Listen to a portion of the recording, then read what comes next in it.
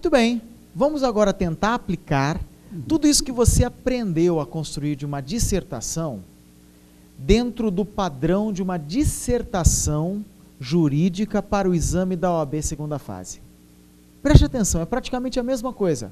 A técnica que você aprendeu para fazer uma dissertação de um tema convencional, de um tema comum, de um tema de um concurso, que não seja inclusive da carreira jurídica, é a mesma técnica que você vai utilizar para responder as questões. Quando a banca te diz, disserte sobre isso, ou aborde necessariamente isso, ou fale sobre isso de uma maneira embasada, no fundo, sabe o que a banca está querendo? Que você faça uma dissertação. Então, preste atenção. Eu preciso que você aprenda com um professor de direito tudo o que você precisa saber de lei, doutrina e jurisprudência sobre aquele determinado assunto, daquela questão específica. No entanto, eu preciso que você entenda que, na dissertação jurídica do exame da OAB segunda fase, você não vai descartar essas informações do profissional de direito. Você vai pegar estas informações e relacioná-las à técnica linguística que você aprendeu aqui comigo na aula anterior sobre dissertação. É só juntar a informação do professor de direito com a informação do professor de português. Junte, costure isso e vai se surpreender, porque vai conseguir mostrar para o leitor, para o examinador, que você domina o conhecimento jurídico e que você tem técnica linguística para expor um texto dissertativo. Nas questões discursivas do exame da OAB segunda fase, deve-se fazer uma dissertação, ou seja, apresentar a lei, a doutrina e a jurisprudência, referente à situação hipotética dentro de uma redação estruturada no padrão dissertativo. Seu texto ficará bem técnico, linguisticamente falando, e será mais fácil mostrar ao leitor e ao examinador a progressão lógica de suas ideias. O esquema dissertativo foi ensinado em capítulo anterior. Agora, então, darei algumas dicas para a aplicação das regras dissertativas quanto à estrutura textual para as questões do exame da OAB segunda fase. Vamos recordar o esquema. Você já aprendeu esse esqueminha, olha. Introdução, tema com objetivo, citação dos argumentos 1, 2 e 3. Isso tudo vai estar na introdução, no primeiro parágrafo. Depois, na ordem da introdução, você desenvolve o argumento 1, desenvolve o argumento 2, desenvolve o argumento 3. Pronto. Você está apto a fazer a conclusão. Nos comandos das questões discursivas do exame da OAB segunda fase, cuja banca examinadora é o CESP, comumente duas situações vêm ocorrendo. Primeira delas, há uma só pergunta. Segunda, há mais de uma pergunta. Então, nós vamos agora destrinchar como você vai fazer diante dessas duas situações. Primeira, quando tiver só uma pergunta, ela é o seu tema. A resposta dela, a resposta da pergunta é o seu objetivo, sua tese, o que você quer provar. Aí você precisará criar 3 argumentos para sustentar sua tese. Eu sugiro que esses argumentos sejam lei, doutrina e jurisprudência, pertinentes à situação descrita no comando da questão. Certo?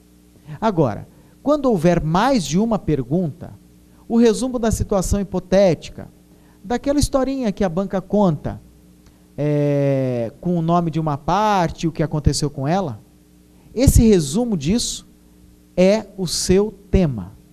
O seu posicionamento diante do tema é o seu objetivo. Cada pergunta corresponde a um dos seus argumentos. Ou seja, se a banca fizer 2 perguntas, você terá uma redação com 4 parágrafos. Uma introdução, um parágrafo para desenvolver cada pergunta, que seria cada argumento, e uma conclusão seguindo o esquema. Vamos com calma agora entrar em cada um dos tipos de direito cobrados no exame da OAB segunda fase, certo? Agora é uma chance de você observar como caiu o comando da questão. Eu quero que você observe qual foi a informação do professor de direito. Eu lembro que sempre nessas informações dos professores de direito, eu vou trabalhar com as informações dos professores que são coautores nos livros que eu escrevi pela Vestcom, cujo nome da coleção é a OAB segunda fase, certo? E depois disso, depois de ver o que a banca queria, o que o professor de direito respondeu, eu vou passar isso a limpo, colocando no esqueminha dissertativo. Ou seja, eu não vou entrar no mérito da discussão jurídica, nem tenho competência para fazê-lo. Eu vou apenas pegar as informações do professor e colocar dentro de um padrão dissertativo, de um padrão mais simples de ser entendido por um leitor universal. Direito penal, provinha de Brasília. Rodrigo cumpre pena de 5 anos e 4 meses de reclusão pela prática de delito de roubo qualificado praticado em 2/6/2005. Em 10/9/2006, o juiz da execução reconheceu que Rodrigo praticou falta grave por uso de celular dentro do estabelecimento prisional, aplicando resolução da Secretaria da Administração Penitenciária, e determinou a perda dos dias remidos. No que se refere à situação hipotética acima, partindo do pressuposto de que Rodrigo realmente fez uso do celular dentro do referido estabelecimento, responda: agiu corretamente o magistrado? Veja, tem só uma pergunta. O tema é perda dos dias remidos devido à falta grave. O objetivo: magistrado agiu corretamente, ou seja, o professor de direito quer provar que o magistrado agiu corretamente. Quais seriam argumentos bons para isso? Citar a lei, citar a doutrina, citar a jurisprudência. Um argumento para cada uma dessas três coisas, um argumento que justifique cada uma dessas coisas. Agora, veja quando há mais de uma pergunta. Tributário. Em março de 2006, Manuel alienou seu automóvel a Sandro, mas não comunicou a mencionada transação ao Departamento Estadual de Trânsito competente. A legislação estadual pertinente ao imposto sobre a propriedade de veículos automotores, que é o IPVA, dispõe que o fato gerador do imposto ocorre no primeiro dia de janeiro de cada ano e o lançamento entre os meses de janeiro e junho, de acordo com o último número da placa do veículo. A placa do veículo alienado a Sandro tem como último algarismo o número 4, razão pela qual o lançamento foi efetuado em abril de 2006. Com relação a essa situação hipotética, responda de forma fundamentada as seguintes questões. Primeira, quem deve figurar no polo passivo de eventual ação de execução fiscal no caso de inadimplemento da obrigação de pagar o IPVA? Segunda, qual a função primordial do IPVA? Terceira, se o proprietário for domiciliado em estado da federação diverso daquele em que o veículo estiver licenciado, a qual estado será devido o IPVA? Observe que esse é o tema, ó. O tema é exatamente o resumo da situação hipotética. O IPVA na alienação de veículos. O tema também poderia ser a influência da propriedade na cobrança do IPVA. Certo? Diante desses temas, meu objetivo seria analisar o tema. Argumento 1. Quem deve pagar o IPVA? É a primeira pergunta, é a linha A. Argumento 2. Qual a função do IPVA? É a segunda pergunta, colocada como B. Argumento 3. Qual estado deve receber o IPVA? É a terceira pergunta, portanto, a letra C. Então, veja, eu agora tenho o esquema montado. Depois do esquema montado, está fácil. Basta que você estruture a sua dissertação. Lembre-se, na introdução você vai juntar o tema com o objetivo. Depois disso, você vai citar, na segunda frase ainda da introdução, os argumentos 1, 2 e 3.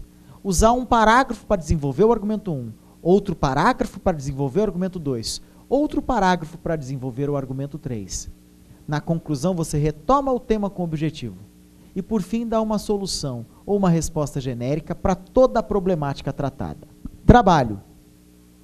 Um juiz de direito de uma comarca no interior do estado do Brasil, não abrangida pela jurisdição de uma vara do trabalho, julgou reclamação trabalhista movida por José contra a empresa Delta Limitada. Este, porém, não se conformou com a decisão proferida pelo juiz. Diante dessa situação, que recurso o advogado de José deverá interpor? Que tribunal será competente para julgar o recurso?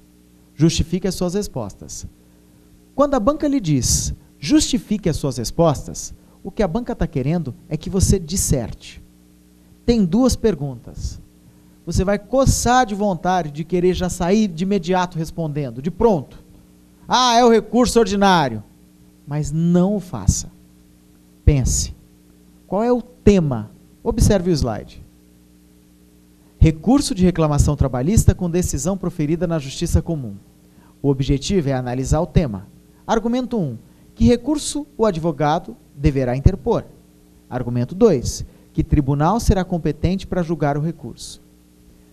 Agora você juntará apenas o tema com objetivo na primeira frase, o argumento 1 e 2 na segunda. E você montou o primeiro parágrafo, que é a introdução. Depois disso, você vai trabalhar um parágrafo só sobre o primeiro argumento. Trata-se do recurso ordinário. Aí você vai dizer a lei que justifica a utilização deste recurso ordinário para essa situação hipotética. Ok? Em outro parágrafo, você vai falar qual é o tribunal que será competente para julgar o recurso. E aí, falando do tribunal, você vai justificar onde se encontra essa fundamentação de que esse realmente é o tribunal. Aí depois você vai para a conclusão, citando novamente o tema com objetivo e fechando o assunto. Olha que interessante. Agora nós vamos transformar as informações jurídicas no padrão discursivo. Veja o slide. Neste livro, o autor da área de direito administrativo sugeriu uma resposta com base em informações jurídicas. Observe a transformação dessas informações próprias do conhecimento jurídico em uma dissertação dentro do esquema estudado. Administrativo. Provinha da OAB agora de 2007. A administração pública decidiu alterar unilateralmente o contrato firmado com uma empreiteira para a construção de um hospital público, com vistas a incluir na obra a construção de uma unidade de terapia intensiva infantil. As alterações propostas representavam um acréscimo de 15% do valor inicial atualizado do contrato, tendo a administração assumido o compromisso de restabelecer, por aditamento, o equilíbrio econômico-financeiro inicial pactuado. Entretanto, a empreiteira contratada recusou-se a aceitar as alterações propostas, demonstrando desinteresse em permanecer desenvolvendo a obra. Em face dessa situação hipotética, pode-se dizer que a administração tem o direito de exigir que a empreiteira se submeta às alterações impostas? Diante da recusa da empresa, que tipo de providência pode a administração adotar? Justifique as respostas. Isso era o que a banca queria. É a situação hipotética e o comando da questão. Vejamos o que disse o professor de Direito. Trata-se de questão referente aos contratos administrativos e o poder de alteração unilateral por parte da administração. A norma de regência da matéria está na Lei 8666 de 93, que dispõe sobre licitações e contratos na administração pública. O dispositivo do artigo 58, inciso 1º, admite a alteração unilateral do contrato por parte da administração pública para melhor adequação às finalidades de interesse público, desde que respeitados os direitos do contrato. Assim, considerando a finalidade da majoração da obra, a fim de atender o direito fundamental à saúde, a administração pode exigir da empreiteira a alteração do objeto contratual. Salienta-se que a proposta de alteração da administração se fez acompanhar da necessária contrapartida financeira, através do compromisso de aditamento para reequilíbrio econômico-financeiro. Quanto aos limites da alteração, frisa-se que foi respeitado o artigo no disposto 65, primeiro da lei, já que o não ultrapassado percentual de 50% estabelecido como patamar máximo, no caso específico de reforma de edifício ou equipamento. Como houve recusa da empresa à alteração legalmente determinada, é cabível a rescisão unilateral do contrato por descumprimento com base no artigo 78, inciso 1º e 79, inciso 1º, da Lei 866/93. As fontes são artigo 58, 65, 78 e 79. Muito bem, esta é a fundamentação jurídica do profissional renomado de direito que mostra como esta questão deve ser respondida. Agora é hora de você colocar essa questão no esquema dissertativo que você aprendeu até então. O tema: decisão da administração pública em alterar unilateralmente o contrato firmado com uma empreiteira para a construção de um hospital público, com vistas a incluir na obra a construção de uma unidade de terapia intensiva infantil. Objetivo: analisar a situação. Argumento 1. A administração tem o direito de exigir que a empreiteira se submeta às alterações impostas? Argumento 2. Diante da recusa da empresa, que tipo de providência pode a administração adotar? Observe que, se tem duas perguntas, há dois argumentos. Obviamente, essa redação vai ter 4 parágrafos. A introdução, o desenvolvimento do argumento 1, desenvolvimento do argumento 2 e a conclusão. Você precisa juntar o tema com o objetivo na primeira frase e juntar os argumentos 1 e 2 na segunda frase. Desenvolver o 1 em um parágrafo, desenvolver o 2 em outro e ir para a conclusão, com o tema mais objetivo e a solução arrematando todo o assunto. Este é o esquema que você já aprendeu a usar. Olha o exemplo de introdução. Acerca da decisão da administração pública em alterar unilateralmente o contrato firmado com uma empreiteira para a construção de um hospital público, com vistas a incluir na obra a construção de uma unidade de terapia intensiva infantil, deve-se analisar a situação. A administração tem o direito de exigir que a empreiteira se submeta às alterações impostas? Diante da recusa da empresa, que tipo de providência pode a administração adotar? A introdução está pronta.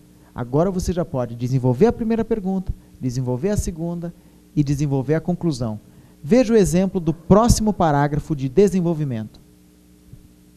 Trata-se de questão referente aos contratos administrativos e o poder de alteração unilateral por parte da administração. Eu não vou ler a resposta toda do primeiro parágrafo do desenvolvimento, que seria o segundo parágrafo da redação e, obviamente, o primeiro argumento. Mas observe. O meu desenvolvimento é muito fiel ao que disse o professor de Direito. Eu cito a mesma legislação que ele. Terceiro parágrafo, mais a conclusão.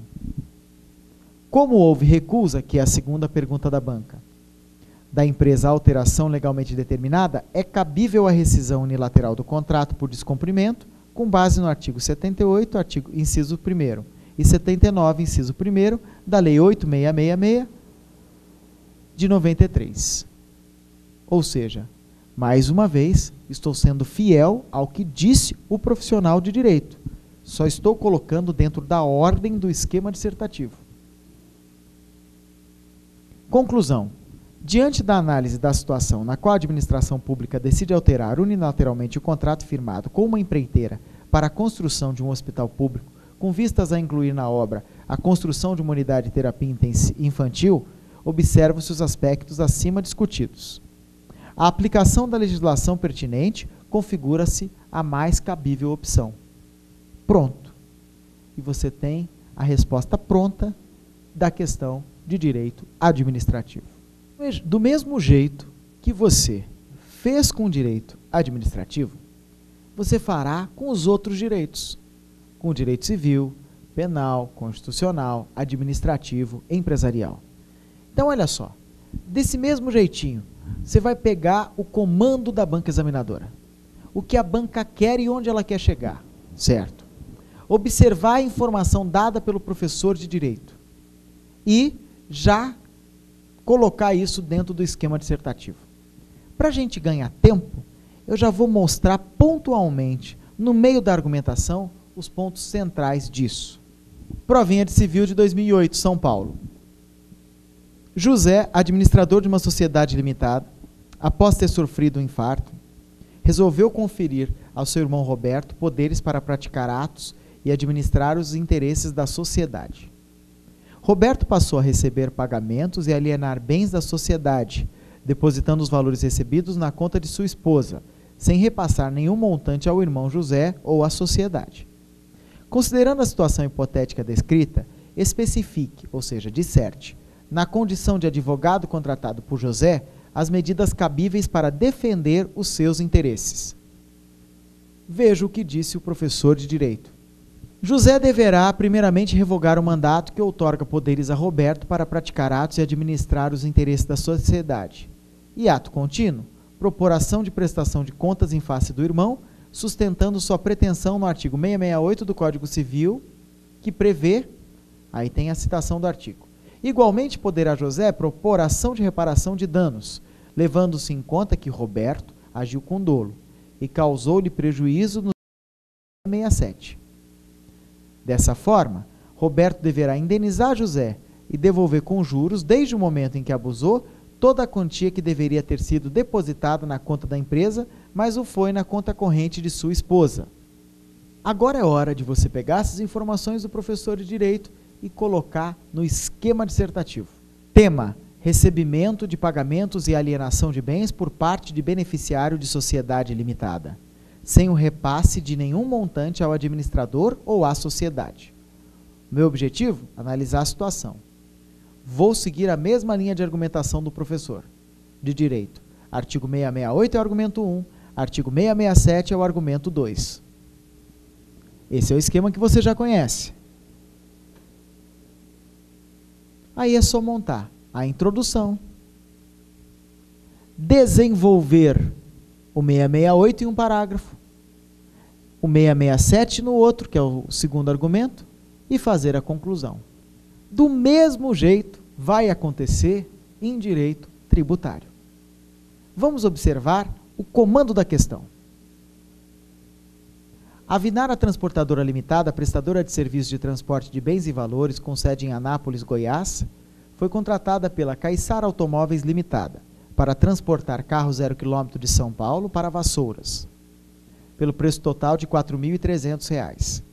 Considerando a situação hipotética acima descrita, redija um texto que responda de forma justificada e com fundamentação legal os seguintes questionamentos. Qual o estado credor do imposto sobre operações relativas à circulação de mercadorias e sobre prestações de serviços de transporte interestadual e intermunicipal e de comunicação, ICMS? Qual a base de cálculo do ICMS? Quem é o contribuinte desse imposto? Você já consegue pensar lá no final. A banca está te dando 3 perguntas. Você vai resumir a situação hipotética e este é o tema. Vai se posicionar, é o seu objetivo. Os argumentos 1, 2 e 3 a banca já deu. Essa sua resposta terá 5 parágrafos. Introdução, um parágrafo para cada argumento e uma conclusão. Veja agora o que disse o professor de Direito. O ICMS está previsto no artigo 155(2) da Constituição Federal, como tributo de competência exclusiva dos Estados e do Distrito Federal. Então, ele vai fundamentar no artigo 155, certo? Lá no finalzinho. Tal preceito foi materializado com a promulgação e publicação da Lei Complementar 87, de 93. Dessa forma, o artigo 11, inciso 2, a linha A, dispõe que o local da operação da prestação para os efeitos da cobrança do imposto e definição de estabelecimento responsável, tratando-se de prestação de serviço de transporte, é onde tenha início a prestação. Já o artigo 12, 5º, por sua vez, enuncia que se considera ocorrido o fato gerador do imposto no momento do início da prestação de serviço de transporte interestadual e intermunicipal, de qualquer natureza. Sendo assim, no caso em tela, o Estado de São Paulo é o Estado credor. A base de cálculo do tributo, por força do disposto no artigo 13, inciso 2, é o valor do serviço, ou seja, R$ 4.300. Já contribuinte do ICMS, para o caso proposto, em consonância com o artigo 4º da Lei Complementar em Estudo, é a Vinara Transportadora Limitada, pessoa jurídica, que realiza com habilidade ou em volume que caracterize intuito comercial, prestações de serviços de transporte interestadual e intermunicipal. Pronto. É só pegar as informações do professor de Direito e jogar no esquema de dissertação que você já conhece. Observe. O tema é ICMS. O objetivo, analisar a situação.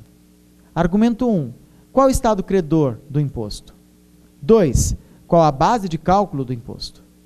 3. Quem é o contribuinte? São 5 parágrafos, de acordo com o esquema. Podemos montar a introdução. Na introdução, você vai citar o tema com objetivo e costurar os 3 argumentos, em ordem. Depois, desenvolverá o argumento 1, usando a legislação sugerida pelo professor de Direito. responderá ao argumento 2 sobre a base de cálculo. Irá para o argumento 3 sobre o contribuinte do ICMS para o caso proposto. E vai para a conclusão. Na conclusão, olha, você pode dar respostas. Faço questão que você acompanhe o slide. Dado o exposto sobre o transporte de veículos de São Paulo para o Rio, cuja sede da transportadora é em Goiás, observou-se a análise acima. São Paulo é o estado credor do referido imposto. A base de cálculo do tributo é o valor do serviço. E o contribuinte